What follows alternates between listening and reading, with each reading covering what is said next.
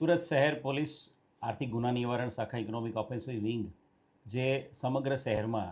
જે પણ આર્થિક ગુનાઓ દાખલ થતા હોય છે, જે જમીનને રિલેટેડ હોય, ડાયમંડ બિઝનેસને રિલેટેડ હોય, ટેક્સટાઇલને રિલેટેડ હોય કે કોઈ પ્રોપર્ટી રિલેટેડ હોય, આ બધા ગુનાઓની તપાસ ડાયરેક્ટ પોલીસ કમિશનર ગેહલોત સાહેબના માર્ગદર્શન અને રાઘવેન્દ્ર વત્સ સરના માર્ગદર્શન અને સૂચના મુજબ તપાસ થતી હોય છે.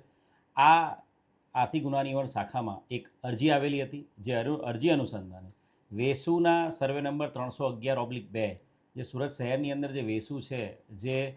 બૂમિંગ એરિયા છે, જે એરિયામાં ઘણી બધી પ્રોપર્ટીઝ ડેવલપ થઈ રહી છે, આ વિસ્તારની 311/2 સર્વે નંબરની જમીનમાં એક ફરિયાદી જે ફરિયાદ આપી હતી એ પ્રમાણે અલગ અલગ સાટાખતો ઊભા કરીને એક જાણીતો ગુનેગાર છે, ચીટર છે, વિનુ હરિભાઈ માલવિયા, એ અને એના સાગરીત પ્રતુલ પટેલ, આ બંને જણાએ આ જમીન ઉપર કાવા દાવાઓ કરીને આ જમીનના જે મૂળ માલિક છે રાજેશ પટેલ, એની પાસેથી એક્સટોર્શન કરી શકાય અને એની પાસેથી પૈસા મેળવી શકાય એ હેતુથી આ જમીનને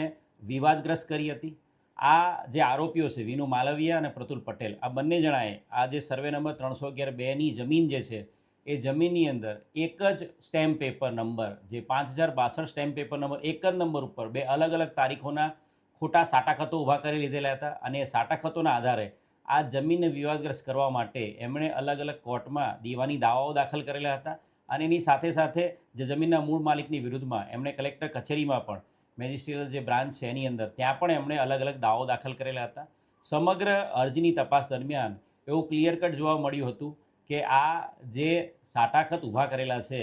એક જ રેવન્યુ સ્ટેમ્પ નંબર ઉપર અલગ અલગ તારીખોના, મે મહિનાની 2001ની મે મહિનાની તારીખ અને 2001ની ઓગસ્ટ મહિનાની બે અલગ અલગ મહિનાઓના અલગ અલગ તારીખોના એક જ રેવન્યુ સ્ટેમ્પ ઉપરના સાટાખતો આ જોતા ઉડીને આગે વળગી એવી હકીકત મળી હતી કે આ સાટાખતો છે એ ખોટા ઊભા કરવામાં આવ્યા છે અને પાછળથી આ સાટાખતોનો ઉપયોગ આ જમીન છે ને વિવાદગ્રસ્ત બનાવવા માટે અને જમીનના મૂળ માલિક પાસેથી પૈસા પડાવવા માટે આખો આ સાટાખત ઊભા કરેલા હતા. ટોટલ જે તપાસ કરવામાં આવી એના આધારે આ જે આરોપીઓ છે વિનુ માલવિયા અને પ્રતુલ પટેલ, બંને વિરુદ્ધમાં ખોટા દસ્તાવેજો તૈયાર કરવા અનુસંધાને 406, 420, 465, 67, 68, 71, 193, 96, 99 અને 120B અને 34 મુજબનો ગુનો દાખલ કરવામાં આવ્યો છે. હાલ જે આરોપી છે વિનુ માલવિયા, એની ધરપકડ કરવામાં આવી છે. એને અરેસ્ટ કરીને આજે એના ફર્ધર રિમાન્ડની પ્રોસિજર કરવામાં આવી રહી છે. આરોપી વિનુ માલવિયાની સાથે સાથે આરોપી પ્રતુલ પટેલ, જે હાલ પોલીસ પકડથી દૂર છે, એને પકડવા માટે પણ